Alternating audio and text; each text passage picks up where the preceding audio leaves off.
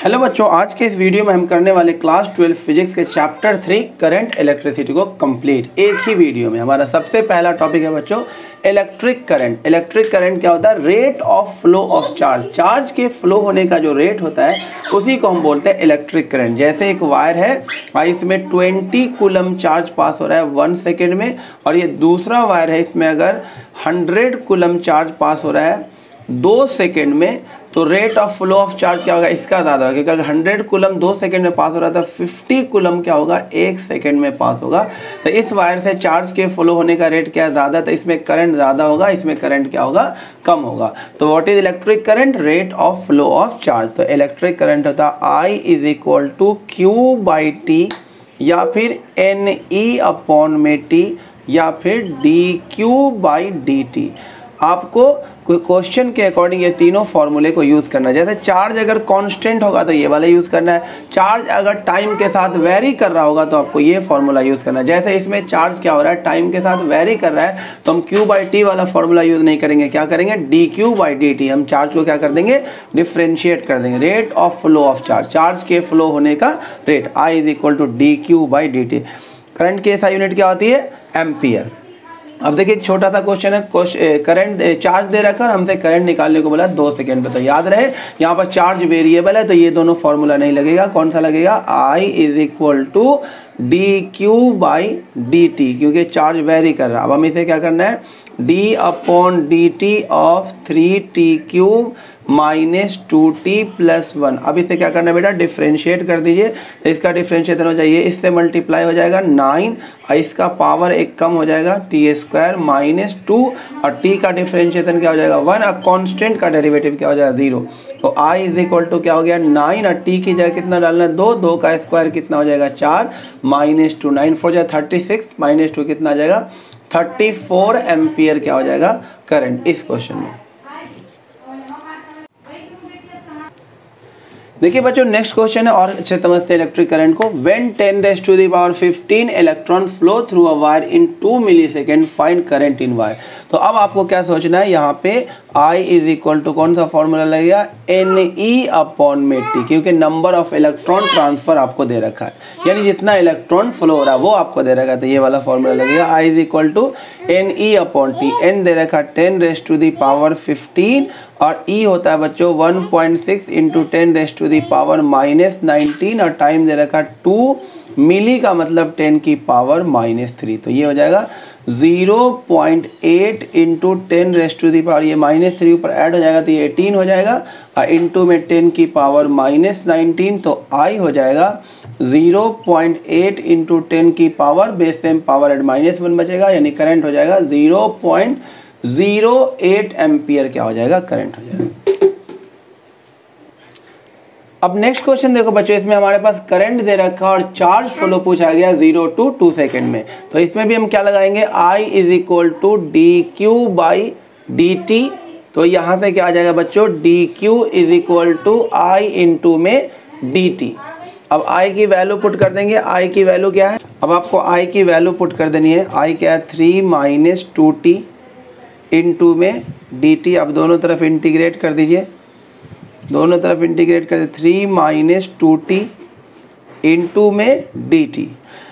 dq का integration हो जाएगा q, और इसे इंटीग्रेट करना है 0 से 2 सेकेंड तक। 3 - 2t को हमें इंटीग्रेट कर देना है, तो ये इंटीग्रेट आसानी से हो जाएगा। 3 का इंटीग्रेशन हो जाएगा 3t, और -2t का हो जाएगा 2t²/2। जितना भी लिखा होगा एक ऐड हो जाएगा, वही नीचे लिखा जाएगा।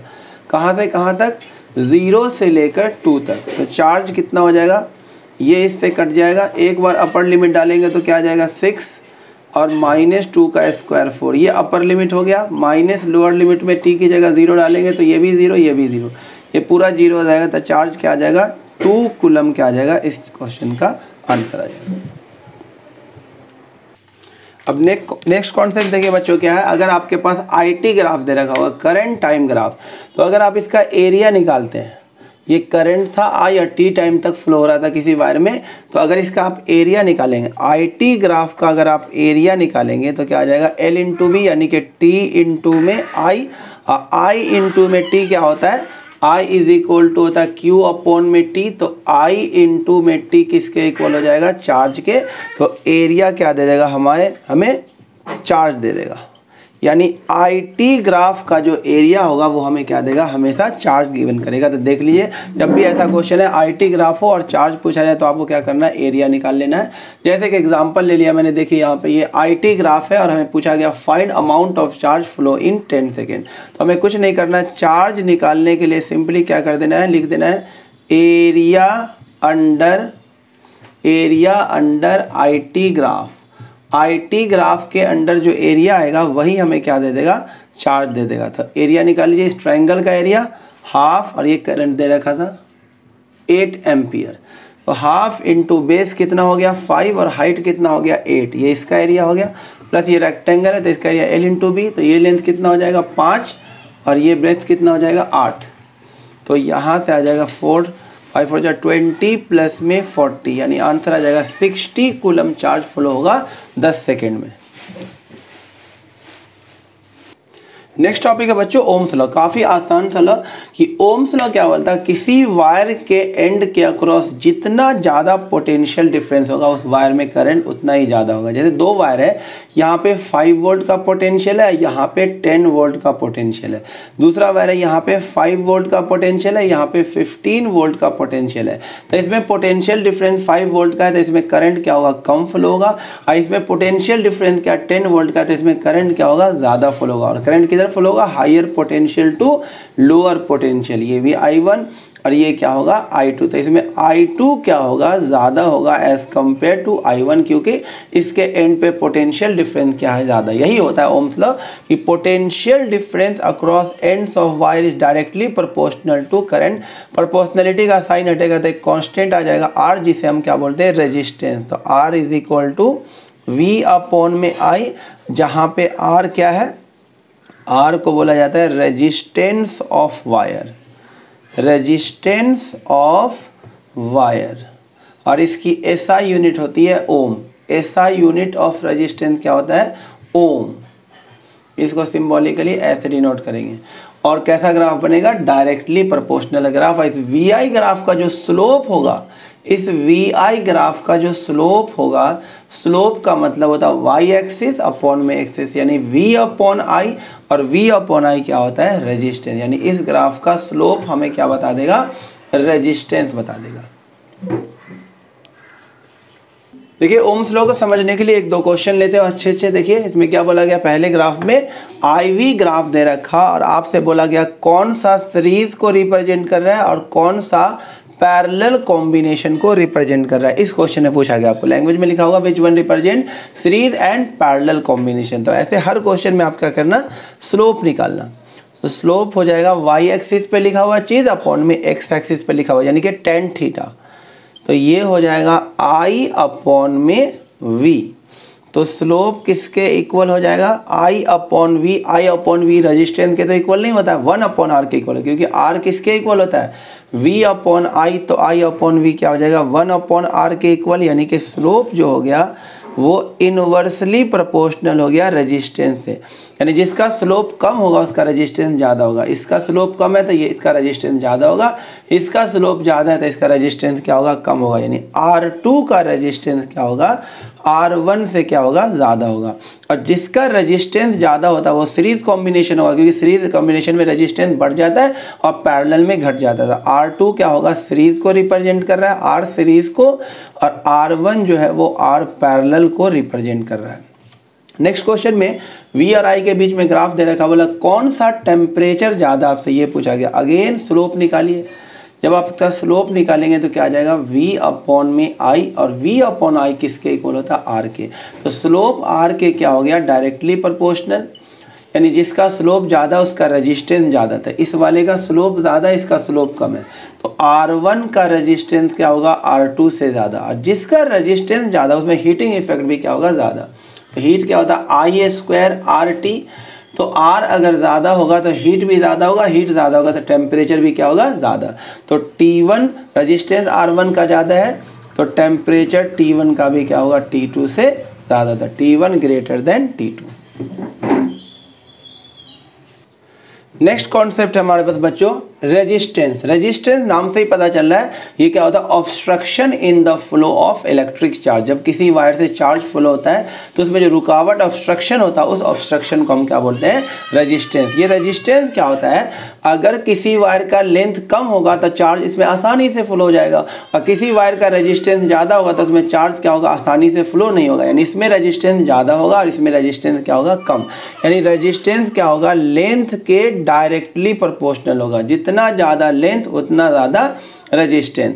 और बात एरिया ऑफ क्रॉस सेक्शन की करें, अगर कोई वायर पतला है तो उसमें ऑब्स्ट्रक्शन क्या होगा, ज़्यादा। अगर वायर का एरिया ज़्यादा है तो उसमें चार्ज आसानी से क्या होगा, फ्लो हो जाएगा। यानी एरिया ज़्यादा होगा तो ऑब्स्ट्रक्शन कम होगा, और एरिया अगर कम होगा वायर का तो ऑब्स्ट्रक्शन क्या होगा, ज़्यादा। यानी इसमें रेजिस्टेंस क्या होगा, एरिया ऑफ क्रॉस सेक्शनल के इनवर्सली प्रोपोर्शनल। दोनों को कंबाइन कर देंगे तो R proportional to L upon में एरिया, प्रोपोर्शनलिटी का साइन हटेगा तो कांस्टेंट आ जाएगा रो L अपॉन में A। यहाँ पे रो क्या कहलाता है, रेजिस्टिविटी ऑफ वायर। जहाँ पे हम रो को क्या बोलते हैं, rho is called resistivity of wire. Resistivity of wire, rho कहलाता है रेजिस्टिविटी ऑफ वायर। ये रेजिस्टेंस आपको याद रखना, रो रेजिस्टिविटी, एल क्या लेंथ ऑफ वायर, और ए क्या है एरिया ऑफ क्रॉस सेक्शन। आप आर को ऐसे भी लिख सकते हैं, रो एल अपॉन में area of cross section circular होता है वायर का, तब इसे लिख सकते हैं पाई आर स्क्वायर। बहुत सारे क्वेश्चन में आपको ये यूज करना होगा। देखिए बच्चों, नेक्स्ट टॉपिक है रेजिस्टिविटी। रेजिस्टिविटी क्या होता है तो समझिए, जैसे आर अभी हमने देखा क्या था, रो एल अपॉन में ए, तो यहाँ से रेजिस्टिविटी किसके इक्वल हो जाएगा, आर ए बाई एल हो जाएगा, आर ए बाई एल ये आ जाएगा। अगर हमने क्या किया, वेन ए को रख दिया 1 मीटर स्क्वायर और लेंथ को रख दिया 1 मीटर, हमने ये इन दोनों को 1 1 रख दिया, तो रो किसके इक्वल हो गया, आर के इक्वल हो गया। तो आप अब रेजिस्टिविटी को डिफाइन कर सकते हो, ये रेजिस्टेंस के इक्वल है, लेकिन कब, जब लेंथ भी 1 हो एरिया भी 1 हो। तो इट इज रेजिस्टेंस, देखो रेजिस्टिविटी का रेजिस्टेंस के इक्वल, लेकिन कब, per unit length per unit area नहीं है। रेजिस्टिविटी या फिर इसको एक और नाम से जानते हैं specific resistance. Specific resistance, resistivity को क्या भी बोला जाता है, स्पेसिफिक रेजिस्टेंस। तो ये होता क्या है, it is resistance per unit length per unit area. अगर हम रेजिस्टिविटी की यूनिट निकालें तो रेजिस्टिविटी की यूनिट क्या हो जाएगी, यूनिट ऑफ रो क्या हो जाएगा, यहाँ से देखिए ये हो जाएगा ओम, एरिया का मीटर स्क्वायर और लेंथ का यूनिट मीटर, ये कट जाएगा। तो रेजिस्टिविटी की यूनिट होती है ओम इनटू मीटर। और सबसे मेन बात आपको क्या याद रखना है, रेजिस्टिविटी जो होता है ना तो लेंथ पे डिपेंड कर रहा है ना ही एरिया पे डिपेंड कर रहा है। Resistivity does not depend on length and area of wire, and length and area of wire. Resistivity जो होता है वायर के लेंथ और एरिया पर डिपेंड नहीं करता। यानी कि अगर दो वायर है, दोनों वायर एल्युमिनियम का है, एक का लेंथ कम और एक का लेंथ क्या है ज़्यादा, तो दोनों का रेजिस्टेंस भले ही अलग अलग होगा लेकिन दोनों की रेजिस्टिविटी क्या होगी, सेम। क्योंकि रेजिस्टिविटी लेंथ और एरिया पर डिपेंड नहीं करता, वो नेचर ऑफ मटेरियल और टेम्परेचर पे डिपेंड करता है। यानी अगर सेम मटेरियल का दो वायर कैसा भी हो, छोटा हो, मोटा हो, पतला भी हो, सबका रेजिस्टिविटी क्या होगा, सेम, लेकिन रेजिस्टेंस क्या होगा, अलग अलग होगा। देखिए बच्चों, एक वीवीआई नोट है, क्या बोला जा रहा है कि रेजिस्टिविटी लेंथ और एरिया पर तो डिपेंड नहीं करता, लेकिन किस पे डिपेंड करता है, nature of material and temperature. यानी कि कॉपर और एल्युमिनियम दो अलग अलग मेटल है तो इसकी रेजिस्टिविटी क्या होगी, अलग अलग। लेकिन अगर कॉपर का ही दो वायर हो, छोटा हो, मोटा हो, उससे कोई मतलब नहीं, उसकी रेजिस्टिविटी क्या होगी, सेम होगी। तो इसको समझने के लिए हमने एक क्वेश्चन ले लिया है। ये क्वेश्चन है, एक वायर है कॉपर का, दोनों वायर कॉपर का ही है, एक का लेंथ L, डायमीटर D, दूसरे का लेंथ L/2 और डायमीटर क्या है 2D। दोनों के रेजिस्टिविटी और रेजिस्टेंस का रेशियो बताना है। तो बच्चों दोनों का दोनों वायर कॉपर का ही है तो रेजिस्टिविटी तो सेम रहेगा, तो रेजिस्टिविटी का रेशियो क्या आ जाएगा, 1:1। लेकिन अब हम बात करते हैं रेजिस्टेंस का। तो पहले वायर का रेजिस्टेंस क्या होगा, हम जानते हैं R का फॉर्मूला क्या होता है, रो L/ एरिया को यहाँ पे लिख दो πr², क्योंकि यहाँ पर डायमीटर दे रखा है। तो यहाँ से हमें मिल जाएगा R1 की वैल्यू, तो R1 हो जाएगा रो, लेंथ की जगह L और एरिया हो जाएगा पाई आर स्क्वायर। हमने ये लिखा, देखिए डायमीटर है तो रेडियस R ले लिया, डायमीटर को डबल किया जाएगा तो रेडियस भी क्या हो जाएगा, डबल हो जाएगा। तो R2 क्या हो जाएगा, रो और लेंथ की जगह L/2 तो L/2 और ये पाई, डायमीटर को डबल किया गया है तो रेडियस भी क्या हो जाएगा, डबल, तो R की जगह क्या हो जाएगा 2R का होल स्क्वायर। तो ये हो जाएगा रो L अपॉन में ये हो जाएगा 2 2 4 2 8 पाई आर स्क्वायर। तो ये R2 आ गया। अब हम जब R1 अपॉन R2 का रेशियो लेंगे तो ये क्या होगा, रो L अपॉन में पाई आर स्क्वायर, ये उल्टा हो जाएगा, पाई आर स्क्वायर इंटू में 8 अपॉन में रो इंटू L, सब कुछ कट जाएगा। तो R1 अपॉन R2 का रेशियो हो जाएगा 8:1 हो जाएगा, यानी जो R1 है वो R2 का क्या हो जाएगा, 8 टाइम्स हो जाएगा। अब नेक्स्ट कॉन्सेप्ट देखिए बच्चों, जब किसी वायर को स्ट्रेच या फिर कंप्रेस किया जाए, यानी किसी वायर को खींचा जाएगा या फिर उसे कंप्रेस करके उसका लेंथ छोटा किया जाए, इस केस में क्या होगा रेजिस्टेंस का, देखिए जैसे R क्या होता है, रो L अपॉन में A। जब हम किसी वायर को स्ट्रेच करते हैं तो लेंथ भी बढ़ेगा और एरिया क्या होगा, घटता चला जाएगा। तो ऐसे केस में हमें क्या होगा, जब वायर को खींचते हैं तो उसका वॉल्यूम सेम रहेगा, तो हम क्या करेंगे, लेंथ का मल्टीप्लाई कर देते हैं और लेंथ का क्या कर देते हैं, डिवाइड, क्योंकि ये जो वायर होता है वो सिलिंड्रिकल शेप का होता है, इसका area of cross section A और इसका लेंथ क्या होता है L। तो इस वायर का जो वॉल्यूम हो जाएगा वो हो जाएगा एरिया इंटू में लेंथ। तो हमने क्या किया, लेंथ का मल्टीप्लाई, लेंथ का डिवाइड, तो नीचे क्या हो गया, एरिया इंटू लेंथ वॉल्यूम हो गया, तो ये हो गया R is equal to rho L square और नीचे क्या हो गया, वॉल्यूम। तो अब हम जब किसी वायर को खींचेंगे या कंप्रेस करेंगे तो रो तो सेम ही रहेगा और वॉल्यूम भी सेम रहेगा, तो ये दोनों क्वांटिटी क्या हो गया, कांस्टेंट हो गया। तो ऐसे केस में R क्या हो जाएगा, प्रोपोर्शनल टू L स्क्वायर। याद रखना कि जब किसी वायर को स्ट्रेच या कंप्रेस किया जाएगा तो R क्या हो जाएगा, L स्क्वायर टाइम्स होगा। जैसे आपने लेंथ को खींच करके डबल कर दिया, 2 टाइम्स कर दिया, तो रेजिस्टेंस 2 टाइम्स नहीं होगा, रेजिस्टेंस क्या हो जाएगा, उसका स्क्वायर टाइम, यानी कितना हो जाएगा, 4 टाइम्स हो जाएगा। अगर आपने लेंथ को खींच करके ट्रिपल कर दिया, 3 टाइम्स कर दिया, तो रेजिस्टेंस 3 टाइम नहीं होगा, रेजिस्टेंस उसका स्क्वायर टाइम, यानी 3 का स्क्वायर क्या हो जाएगा, 9 टाइम्स होगा। अगर आपने लेंथ को ऐसे कंप्रेस करके लेंथ को आधा कर दिया, 1/2 टाइम्स कर दिया, तो जो रेजिस्टेंस होगा वो 1/2 का स्क्वायर, यानी कि 1/4 टाइम्स हो जाएगा पहले वाले रेजिस्टेंस के मुकाबले। ये है काफ़ी इंपॉर्टेंट पॉइंट है, इसे याद रखना। देखिए और क्लियर करने के लिए 2 एग्जांपल ले लिया, बहुत ही अच्छा। बोला गया एक वायर है जिसका रेजिस्टेंस 4 ओम है, if length of wire become double by stretching, ये लिखना भूल गया, बाय स्ट्रेच, उसे स्ट्रेच करके डबल किया गया, what will be effect on resistance and resistivity. देखो बच्चों, रेजिस्टिविटी पे तो कोई फर्क नहीं पड़ेगा, क्योंकि स्ट्रेच करने से मटेरियल तो चेंज होगा नहीं, तो मटेरियल तो वही रहेगा, तो रेजिस्टिविटी रिमेन सेम। और रेजिस्टेंस का क्या हो जाएगा, मैंने अभी बताया, अगर लेंथ को किया गया डबल, 2 टाइम्स किया गया है, तो जो रेजिस्टेंस हो जाएगा वो 4 टाइम्स हो जाएगा पहले वाले रेजिस्टेंस का। तो हमारा नया रेजिस्टेंस क्या होगा, 4 टाइम्स ऑफ जितना पहले था। पहले कितना था, 4, अब उसका 4 टाइम हो जाएगा, तो न्यू रेजिस्टेंस कितना हो जाएगा, 16 ओम। उसी तरह इस क्वेश्चन में क्या बोला गया, एक वायर है जिसका रेजिस्टेंस 32 ओम है, what will be the new resistance when length of wire become half when it is compressed. अब लेंथ को क्या किया गया, हाफ किया गया, यानी 1/2 टाइम्स किया गया है, तो मैंने बताया रेजिस्टेंस क्या आ जाए, उसका स्क्वायर टाइम, यानी कि 1/4 टाइम्स हो जाएगा न्यू रेजिस्टेंस। तो जो नया रेजिस्टेंस होगा R' 1/4 टाइम्स हो जाएगा पहले वाले रेजिस्टेंस का, यानी नया रेजिस्टेंस हो जाएगा 8 ओम हो जाएगा। तो ये ऐसे क्वेश्चन बनते हैं जब वायर को स्ट्रेच या कंप्रेस किया जाएगा। अब देखिए बच्चों, नेक्स्ट टॉपिक काफ़ी इंपॉर्टेंट है, काफ़ी इंपॉर्टेंट डेरिवेशन है, ड्रिफ्ट वेलोसिटी। ड्रिफ्ट वेलोसिटी होता क्या है, average velocity with which electron drifted towards positive terminal of battery. यानी जब एक वायर के अंदर पोटेंशियल डिफरेंस प्रोवाइड नहीं किया जाता, यानी वायर से कनेक्ट नहीं किया जाता, तो उसका जो इलेक्ट्रॉन होता है वो मोशन में तो होता है, लेकिन रैंडम मोशन में होता। 50 इलेक्ट्रॉन अगर इधर जाएगा तो 50 इधर, 50 ऊपर जाएगा तो 50 नीचे, 100 इधर जाएगा तो 100 इधर, यानी कि ओवरऑल वेलोसिटी का सम क्या हो जाता है, 0 हो जाता है। यानी कि स्टार्टिंग में u1 + u2 + u3 and so on UN, इन सब का जो ओवरऑल सम क्या होता है 0।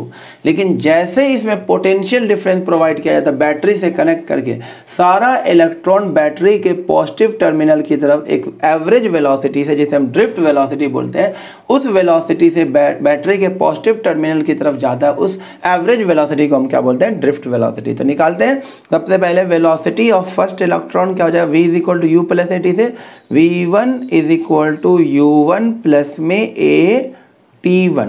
सेकेंड की वेलोसिटी क्या आ जाएगी, सेकेंड इलेक्ट्रॉन्स की U2 प्लस में A T2। उसी तरह से थर्ड इलेक्ट्रॉन की वेलोसिटी क्या हो जाएगी, U3 प्लस में A T3 and so on. nth electron की वेलोसिटी क्या हो जाएगी, UN प्लस में A Tn।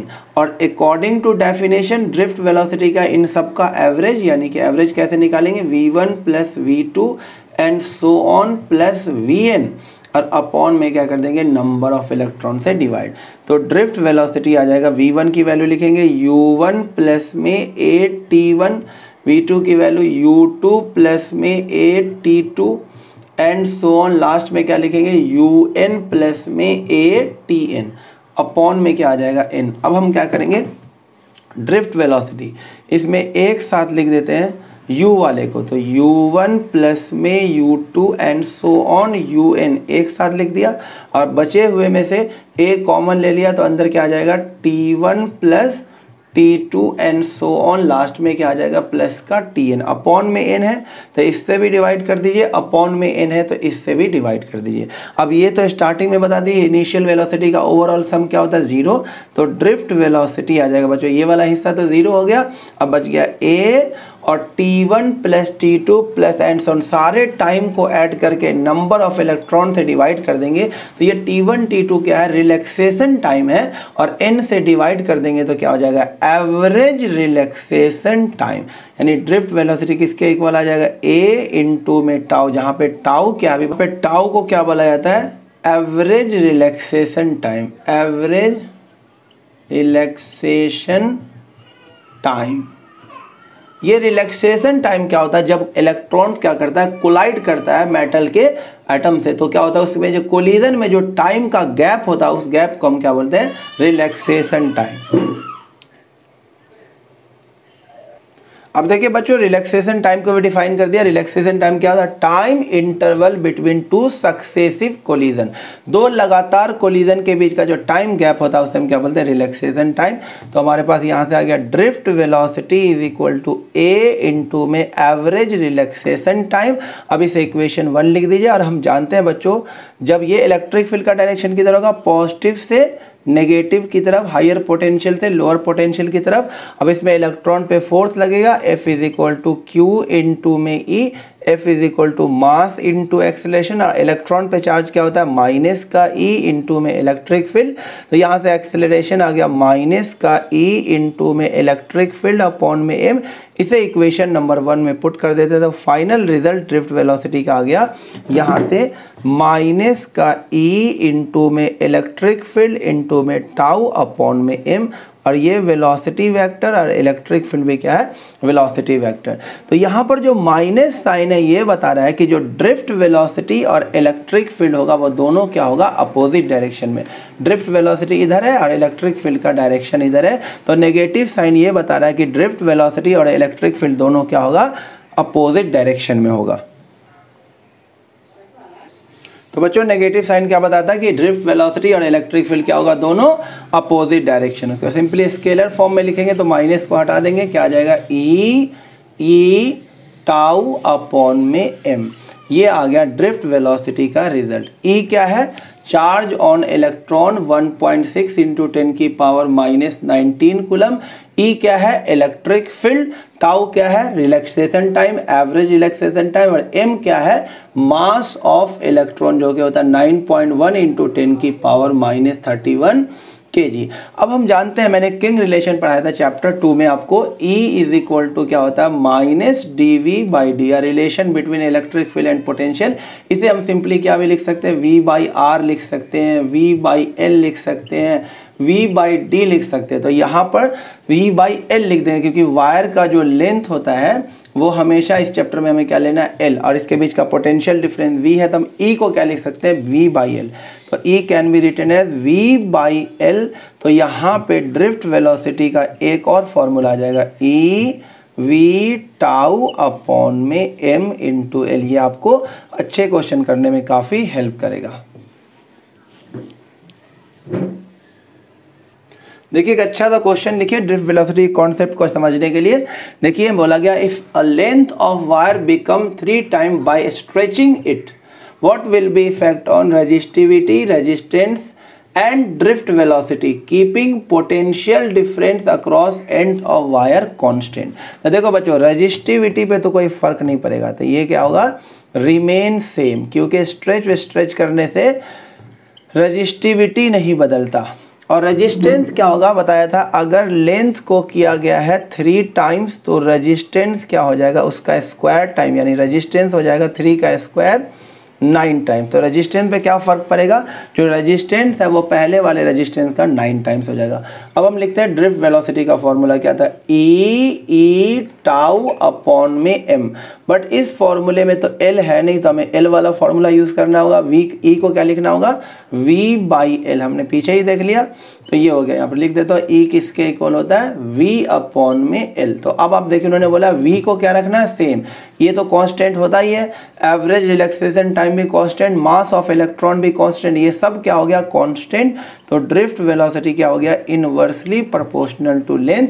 लेंथ को किया गया है 3 टाइम्स, तो ड्रिफ्ट वेलोसिटी क्या होगा, 1/3 टाइम्स हो जाएगा, क्योंकि लेंथ को किया गया ट्रिपल, तो ये हो जाएगा 1/3 टाइम्स हो जाएगा।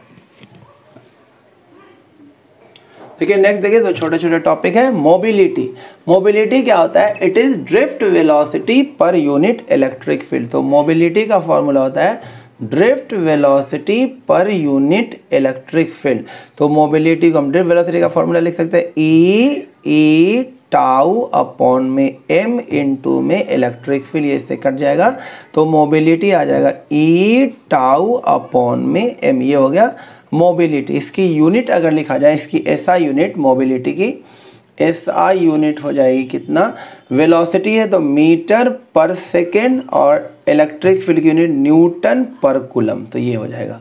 उसके बाद है करंट डेंसिटी। करंट डेंसिटी क्या होता है, current crossing per unit area, यानी जे किसके इक्वल होता है, करंट पर यूनिट एरिया, ये जे का फॉर्मूला होता है। इसकी एसआई यूनिट, ये वेक्टर क्वांटिटी याद रखिएगा, करंट डेंसिटी क्या होती है, वेक्टर क्वांटिटी है, और इसकी जो एसआई यूनिट होगी, इसकी करंट का एम्पियर और एरिया का मीटर स्क्वायर। तो करंट का हो जाएगा एम्पियर और एरिया का मीटर स्क्वायर, तो करंट डेंसिटी की यूनिट हो जाएगी ampere per metre square. Next topic देखिए बच्चों है relation between current and drift velocity. देखिए हमने एक वायर ले लिया जिसका लेंथ कितना है एल, और एरिया ऑफ क्रॉस सेक्शन क्या बच्चों, एरिया ऑफ क्रॉस सेक्शन इस वायर का क्या है ए, और इसको पोटेंशियल डिफरेंस वी से क्या कर दिया, तो इसे पोटेंशियल डिफरेंस वी लगा दिया बैटरी के थ्रू। अब क्या होगा, देखिए इसमें जो एन हमने लेट कर लिया, number of electrons per unit volume. Unit volume में हमने कितने इलेक्ट्रॉन्स मान लिए, एन। तो वायर का वॉल्यूम मैंने बता दिया क्या होता है, एरिया इनटू में लेंथ। तो टोटल इलेक्ट्रॉन्स क्या हो जाएगा, एक वॉल्यूम में एन इलेक्ट्रॉन है, तो इतने वॉल्यूम में कितना इलेक्ट्रॉन हो जाएगा, ए एल एन। ये हो गया टोटल इलेक्ट्रॉन्स। एक इलेक्ट्रॉन पे चार्ज कितना होता है, ई, तो टोटल चार्ज कितना हो जाएगा, ए एल एन इंटू में ई। अब हम जानते हैं वेलोसिटी किसके इक्वल होता है, डिस्टेंस अपॉन में टाइम। तो डिस्टेंस यहाँ पे क्या हो जाएगा, वेलोसिटी की जगह पे हो जाएगा यहाँ पे ड्रिफ्ट वेलोसिटी, तो ये हो जाएगा डिस्टेंस यहाँ पे कितना हो जाएगा एल, और टाइम की जगह लिख दीजिए टी, तो यहाँ से निकाल लीजिए टी किसके इक्वल हो जाए, एल अपॉन में ड्रिफ्ट वेलोसिटी, दोनों निकाल लीजिए। अब उसके बाद सिंपल फॉर्मूला लगा दीजिए, I is equal to Q upon में टी। तो I is equal to Q ये हमने निकाला, ए एल एन ई, और टी हमने ये निकाला एल अपॉन में ड्रिफ्ट वेलोसिटी। तो आई इज इक्वल टू क्या हो जाएगा, A L N E V D, और अपॉन में एल, एल से एल कैंसिल हो जाएगा, तो करंट किसके इक्वल हो गया, N E A drift velocity. This is relation between current and drift velocity, जहाँ पे n क्या है, number of electrons per unit volume, E क्या है 1.6 इंटू 10⁻⁹ कूलम, A क्या है area of cross section of wire, और Vd क्या है drift velocity of electron. Next देखिए बच्चों, हमारा क्या नेक्स्ट हेडिंग है, resistivity in terms of electron density. हमें रेजिस्टिविटी को ड्राइव करना है n के टर्म्स में, इन टर्म्स ऑफ n क्या था, इलेक्ट्रॉन डेंसिटी यानी number of electrons per unit volume. तो चलिए स्टार्ट करते हैं। हम सब जानते हैं I इज इक्वल टू क्या होता है, n e a drift velocity. तो I इज इक्वल टू क्या हो जाएगा, n e a, और ड्रिफ्ट वेलोसिटी को हम क्या लिखेंगे, e टाउ अपॉन में m, ये सब पीछे हमने बता दिया है। तो I इज इक्वल टू क्या हो जाएगा, n e स्क्वायर a और टाउ अपॉन में m, और इलेक्ट्रिक फील्ड को के लिए क्या लिखा जाएगा, v बाई l, ये सब कुछ बता दिया गया है। ये नीचे आ जाएगा तो I अपॉन में v इज इक्वल टू क्या हो जाएगा, n e square tau upon में m into a by l। ये I अपॉन वी हो गया, इसे उल्टा कर देंगे तो क्या आ जाएगा, v अपॉन में I is equal to m l upon में n e square tau into area. v upon I क्या होता है बच्चों, रेजिस्टेंस, तो r is equal to m l upon में n e square tau a, और r को लिख सकते हैं rho l by a is equal to m l upon में n e square tau a। L से एल, एरिया से area cut जाएगा, तो रेजिस्टिविटी आ गया m अपॉन में n e स्क्वायर टाउ, यानी कि रेजिस्टिविटी आ गया in terms of electron density. यहाँ पे n क्या है, इलेक्ट्रॉन डेंसिटी यानी number of electrons per unit volume, m क्या है मास ऑफ इलेक्ट्रॉन, E क्या है 1.6 इंटू 10⁻⁹ कूलम, और टाउ क्या है एवरेज रिलैक्सेशन टाइम। नेक्स्ट देखिए बच्चों, कंडक्टिविटी, नाम से ही पता चल रहा है कंडक्टिविटी क्या होगा, it is reciprocal of resistivity. तो हमने पीछे अभी देखा रेजिस्टिविटी का रिजल्ट क्या आया था, m अपॉन में n e स्क्वायर टाउ। तो कंडक्टिविटी क्या हो जाएगा, रेजिस्टिविटी का उल्टा रेसिप्रोकल, तो कंडक्टिविटी किसके इक्वल हो जाएगा, n e square tau upon में m, ये आ गया। इसकी यूनिट क्या होगी, याद कीजिए पीछे बताया मैंने रेजिस्टिविटी की यूनिट होती है ओम मीटर, तो इसका हो जाएगा ओम इनवर्स मीटर इनवर्स, ये कंडक्टिविटी की यूनिट होगी। नेक्स्ट टॉपिक देखिए बच्चों क्या है, relation between current density, conductivity and electric field. Simple सा कॉन्सेप्ट है, आप ये कीजिए I is equal to n e a drift velocity लगा दीजिए, a को नीचे ले आइए तो ये हो जाएगा I अपॉन में area is equal to n e drift velocity, और I अपॉन एरिया क्या होता है, current density J n e, और इसे लिख दीजिए ड्रिफ्ट वेलोसिटी का फॉर्मूला e टाउ अपॉन में m। अब देखिए J इज इक्वल टू ये हो गया n e square tau upon में m इनटू में इलेक्ट्रिक फील्ड। अब गौर से देखिए ये चीज़ क्या है, ये है कंडक्टिविटी। तो सिग्मा किसके, J किसके इक्वल हो गया, सिग्मा इनटू में इलेक्ट्रिक फील्ड। तो ये रिलेशन है करंट डेंसिटी और उसके बाद कंडक्टिविटी और इलेक्ट्रिक फील्ड में J is equal to sigma into में E। देखिए बच्चों, नेक्स्ट टॉपिक है ग्रुपिंग ऑफ रजिस्टर। सबसे पहली ग्रुपिंग है सीरीज कॉम्बिनेशन, इसमें तीनों रजिस्टर सीरीज में कनेक्ट होगा। सीरीज में क्या होता है, I कांस्टेंट होता है, यानी करंट क्या होता है सभी एलिमेंट में सेम होता है, बट तीनों का पोटेंशियल डिफरेंस V1 V2 और V3 ये क्या होगा, अलग हो जाएगा। अब इस तीनों को हटा के हमने एक रजिस्टर लगा दिया जिसका नाम रख दिया R सीरीज। अब क्या हो जाएगा, V डिस्ट्रीब्यूट हो रहा है तो हम V को क्या लिख सकते हैं, V1 प्लस में V2 प्लस में V3, यही V तो तीन हिस्से में बटेगा। और ओम्स लॉ लगा देते हैं, V is equal to I into में R। तो V यहाँ से लिखिए I इंटू में R की जगह लिखिए R सीरीज। V1 यहाँ से लिखिए I तो सेम ही रहेगा सीरीज में, और R की जगह क्या हो जाएगा R1। V2 हो जाएगा I तो सेम ही रहेगा I इंटू में R2, और V3 हो जाएगा I इंटू में R3। I कॉमन लेके कैंसिल हो जाएगा, I कॉमन ले लिया, अंदर आ जाएगा R1 प्लस R2 प्लस में R3। तो ये I से I कैंसिल, तो सीरीज कॉम्बिनेशन का रेजिस्टेंस कैसे निकाला जाता है? सिंपली हमें क्या कर देना बेटा, ऐड कर देना R1 प्लस R2 प्लस में R3। अब देखिए बच्चों पैरेलल कॉम्बिनेशन, पैरेलल कॉम्बिनेशन में क्या होता है, तीनों रजिस्टर के अक्रॉस क्या होगा, पोटेंशियल डिफरेंस सेम रहेगा और करंट क्या हो जाएगा, डिस्ट्रीब्यूट हो जाएगा। तो यहाँ पे करंट डिस्ट्रीब्यूट हो रहा है, I is equal to I1 plus में I2 प्लस में I3। ओम्स लॉ लगा दीजिए, I is equal to V upon में R। तो I इज इक्वल टू यहाँ से बोलिए V अपॉन में R की जगह R पैरेलल, I1 यहाँ से V सबका सेम रहेगा तो V अपॉन में R1, I2 हो जाएगा V अपॉन में R2 और I3 हो जाएगा V अपॉन में R3। तो V upon R parallel is equal to V common ले लेंगे 1 upon R1 plus 1 upon R2 plus 1 upon में R3। ये V से V कैंसिल हो जाएगा तो 1 अपॉन R पैरेलल का रिजल्ट आ गया 1 by R1 plus 1 by R2 plus में 1 बाई R3। और आपको याद रखना अगर दो रजिस्टर हो तो ये फॉर्मूला यूज़ मत करना, सीधे सीधे R1 R2 अपॉन में R1 प्लस R2, ये वाला फॉर्मूला कब यूज़ करना है, जब when two register in parallel, जब दो रजिस्टर पैरेलल में, तो आप डायरेक्ट ये वाला यूज़ कर लेना R1 R2 अपॉन में R1 प्लस में R2, आपका रिजल्ट आ जाएगा। नेक्स्ट टॉपिक देखिए बच्चों, effect of temperature on resistivity. तो सबसे रजिस्टिविटी या फिर आप क्या भी बोल सकते हैं रेजिस्टेंस, ये दोनों डिपेंड करता है टेम्परेचर पे। सेम वे में सबसे पहले बात कर लेते हैं कंडक्टर का। तो अभी हमने पीछे देखा रजिस्टिविटी का फॉर्मूला होता है rho is equal to m upon में NE स्क्वायर टाउ। यहाँ पे m क्या है, मास ऑफ इलेक्ट्रॉन, n है number of electron per unit volume, जिसे इलेक्ट्रॉन डेंसिटी बोला जाता है, e तो कांस्टेंट है 1.6 × 10 की पावर -19, टाउ क्या है, रिलैक्सेशन टाइम।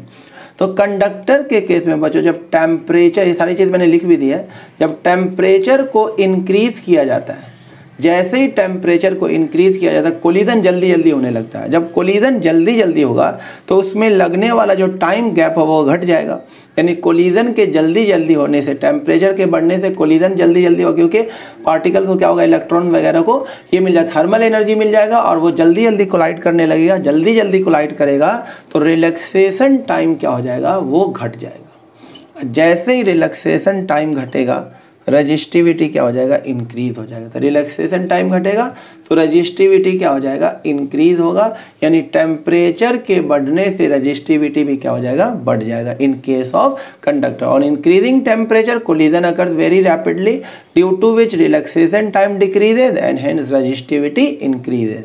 इसका ग्राफ कुछ ऐसा बन जाएगा, रजिस्टिविटी का टेम्परेचर के साथ ग्राफ डायरेक्टली, यानी इंक्रीजिंग वाला, थोड़ा सा ऊपर से बनाना है, ऐसा ग्राफ बनेगा।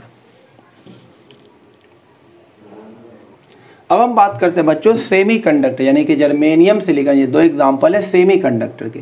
सेमीकंडक्टर की अगर हम बात करेंगे तो सेमीकंडक्टर क्या होता है, नॉर्मल टेम्परेचर पर वो एज ए इंसुलेटर काम करता है, क्योंकि इसके पास फ्री इलेक्ट्रॉन नहीं होता। जैसे सिलिकॉन है, इसके आउटर मोस्ट में 4 इलेक्ट्रॉन होता है और ये चारों इलेक्ट्रॉन 4 अलग सिलिकॉन के साथ क्या करता है, शेयरिंग करके 4 कोवेलेंट बॉन्ड बना करके बिजी रहता है, यानी कोई भी इलेक्ट्रॉन क्या है, फ्री नहीं है। लेकिन जैसे ही सेमीकंडक्टर का टेम्परेचर इंक्रीज किया जाता है तो ये कोवेलेंट बॉन्ड सब क्या होता है, ब्रेक हो जाता है। जैसे ही कोवेलेंट बॉन्ड ब्रेक होगा तो इसके जो अंदर के इलेक्ट्रॉन है वो फ्री हो जाएंगे, यानी नंबर ऑफ इलेक्ट्रॉन्स क्या होगा, टेम्परेचर के इंक्रीज करने से क्या होगा, कोवेलेंट बॉन्ड ब्रेक होगा।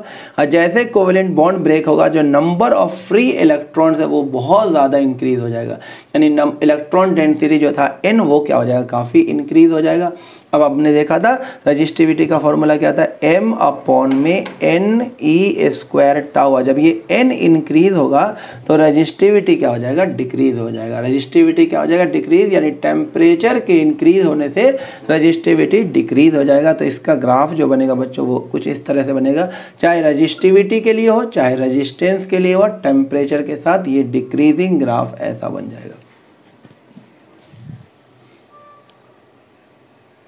देखो तीसरा बच्चों फॉर अलॉय, अलॉय की जो रजिस्टिविटी है वो टेम्परेचर पे बिल्कुल नेग्लिजिबल डिपेंड करता है, मतलब ना के बराबर डिपेंड करता है। डिपेंड करता भी है तो बहुत ही कम था। सोचो अलॉय बनता किससे है, मेटल से ही बनता है, तो इसका जो रजिस्टिविटी का टेम्परेचर का रिलेशन हो वो लगभग कैसा होगा, हालांकि डिपेंड तो करता ही नहीं है। अगर बिल्कुल डिपेंड नहीं करता तो ऐसा ग्राफ बनता, सीधा ग्राफ, क्योंकि टेम्परेचर कुछ भी चेंज कर दो रजिस्टिविटी सेम होगा। लेकिन कुछ मेटल से बना होता है तो कुछ प्रॉपर्टी इसके अंदर मेटल की हो जाती है, जिसकी वजह से क्या होता है, टेम्परेचर के बढ़ने से रजिस्टिविटी थोड़ा सा क्या हो जाता है, इंक्रीज हो जाता था। इसका ग्राफ ऐसा हो जाता है, जैसे एग्जाम्पल है नाइक्रोम के लिए, नाइक्रोम के लिए ऐसा ग्राफ बन जाता है रजिस्टिविटी का टेम्परेचर के साथ।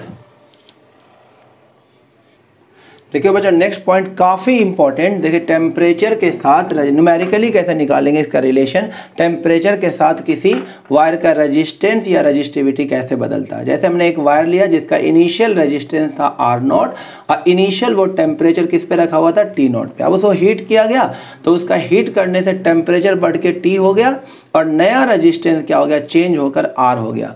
तो जैसे मान लो पहले R0 था 100 ओम और टेम्परेचर इनिशियल था 120 डिग्री सेल्सियस। अब जैसे हीट को हीट दिया गया, टेम्परेचर बढ़ करके कितना हो गया, वो 140 डिग्री सेल्सियस हो गया। तो नया रेजिस्टेंस बढ़ करके मान लो 105 ओम हो गया।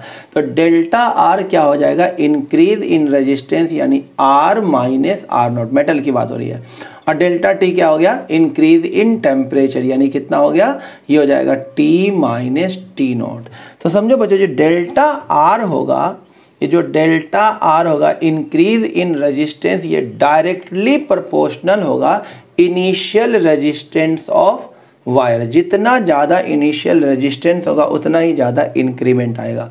और ये जो डेल्टा आर होगा वो डायरेक्टली प्रोपोर्शनल होगा इंक्रीज इन टेम्परेचर के। ऑब्वियस सी बात है, जितना ज़्यादा टेम्परेचर बढ़ाया जाएगा उतना ही रेजिस्टेंस में चेंज आएगा। दोनों को कंबाइंड कर दीजिए तो ये प्रोपोर्शनल हो जाएगा R0 डेल्टा टी के, और प्रोपोर्शनलिटी का साइन हटेगा तो R0 इज इक्वल टू आ जाएगा, कांस्टेंट आ जाएगा alpha R0 delta T.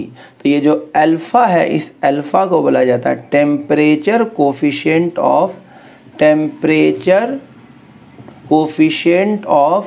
Resistivity, temperature coefficient of resistivity और रेजिस्टेंस इसे बोला जाता है। तो इसे आप इस तरह से लिख सकते हो, डेल्टा आर को आप क्या लिख सकते हो, R माइनस R0 और अल्फा R0 डेल्टा टी। तो यहाँ से R किसके इक्वल हो जाए, उधर जाके R0 कॉमन हो जाएगा और ये बन जाएगा 1 प्लस में अल्फा डेल्टा टी। तो ये आपको अच्छे से रिजल्ट याद रखना है, ये वाला भी और ये वाला भी आपको न्यूमेरिकल करने में काफ़ी हेल्प करेगा। अब नेक्स्ट देखिए बच्चों, हमारे पास 3 छोटे छोटे काफ़ी इंपॉर्टेंट टॉपिक है। EMF of cell. EMF of cell क्या होता है बच्चों, जब हम सेल को दुकान से खरीद करके लाते हैं तो उसके एंड के अक्रॉस जो पोटेंशियल डिफरेंस होता है वो ईएमएफ कहलाता है। यानी जब सेल ओपन सर्किट में होगा, जब उससे कुछ करंट नहीं निकल रहा होगा, तो उसके एंड के अक्रॉस जो पोटेंशियल डिफरेंस होगा उसी पोटेंशियल डिफरेंस को बोलेंगे ईएमएफ ऑफ सेल, जो कि मैक्सिमम पोटेंशियल डिफरेंस होगा। अब उसी सेल को अगर हम लाके सर्किट में कनेक्ट कर दे, जैसे हमारे पास ये एक सेल है और इसे हमने किसी से, इसका इंटरनल रेजिस्टेंस है R, ये एक सेल है और इसका इंटरनल रेजिस्टेंस R है। तो अभी इसके अक्रॉस जो हम पोटेंशियल डिफरेंस मेजर करेंगे तो वो क्या बताएगा, EMF of cell, that is maximum potential difference of cell. लेकिन जैसे अब इस सेल को क्या करेंगे, किसी सर्किट से कनेक्ट कर देते हैं और यहाँ पे एक एक्सटर्नल रेजिस्टेंस है, एक्सटर्नल रेजिस्टेंस है R। तो अब इसमें से कुछ करंट फ्लो होने लगेगा, अब इस वायर में से कुछ करंट फ्लो होने लगेगा, यानी इस सेल में से अब कुछ करंट निकलने लगेगा। तो अब जो इस सेल के अक्रॉस यानी AB के अक्रॉस जो हम पोटेंशियल डिफरेंस मेजर करेंगे वो पोटेंशियल डिफरेंस क्या होगा, terminal potential difference of cell, जो कि ईएमएफ से थोड़ा सा क्या होगा, कम, क्योंकि अब कुछ पोटेंशियल डिफरेंस क्या होगा, इंटरनल रेजिस्टेंस के अक्रॉस भी लॉस हो जाएगा। तीसरा क्या term, internal resistance of cell. Internal resistance क्या होता है, सेल के अंदर जो इलेक्ट्रोड और इलेक्ट्रोलाइट्स है उसकी वजह से जो रेजिस्टेंस प्रोड्यूस होता है उस रेजिस्टेंस को बोलते हैं इंटरनल रेजिस्टेंस। तो ये आपको याद रखना है, maximum potential difference of cell क्या होता है, ईएमएफ। और जैसे सेल सेल को हमने कनेक्ट कर दिया सर्किट से, उसमें से कुछ करंट निकलने लगता है। तो जब सेल में से कुछ करंट निकल रहा होगा तब उसके एंड के अक्रॉस जो पोटेंशियल डिफरेंस होगा, इस केस में ए बी के अक्रॉस जो पोटेंशियल डिफरेंस होगा वो क्या कहलाएगा, terminal potential difference of cell. और जब सेल ओपन सर्किट में होगा तो ए बी के अक्रॉस, जब ये सर्किट हो गया कर दिया ओपन कर दिया जाए तो ए बी के अक्रॉस जो पोटेंशियल डिफरेंस होगा वो ईएमएफ ऑफ सेल कहलाएगा। नेक्स्ट देखिए बच्चों, relation between EMF, terminal potential difference and internal resistance. ये आपको रिजल्ट याद रखना है, ये होता है V इज इक्वल टू ई। देखो ये टर्मिनल पोटेंशियल डिफरेंस है, वो ईएमएफ से थोड़ा सा क्या होगा, कम। कितना कम होगा, I इंटू में R। ये है टर्मिनल पोटेंशियल डिफरेंस, ये हो गया ईएमएफ ऑफ सेल, और I इंटू R क्या हो गया, जो पोटेंशियल डिफरेंस इंटरनल रेजिस्टेंस के अक्रॉस ड्रॉप होगा, यानी potential difference across internal resistance के अक्रॉस जो पोटेंशियल डिफरेंस होगा वो होगा आई आर। तो रिलेशन क्या याद रखना, V is equal to E minus I R. और ये डायग्राम काफ़ी फेमस है, इसे याद रखना। I किसके इक्वल हो जाएगा, ओम्स लॉ से, ये हो जाएगा पोटेंशियल डिफरेंस यानी E, और R क्या हो जाएगा, ये दोनों सीरीज में है तो ये हो जाएगा R प्लस में R। ये रिजल्ट आपको अच्छे से याद रखना है। तो यहाँ से ये रिजल्ट भी बन सकता है V is equal to E minus I की जगह लिख दोगे E अपॉन में R प्लस R। तो कुछ अच्छे क्वेश्चन में ये भी यूज हो जाएगा आपका।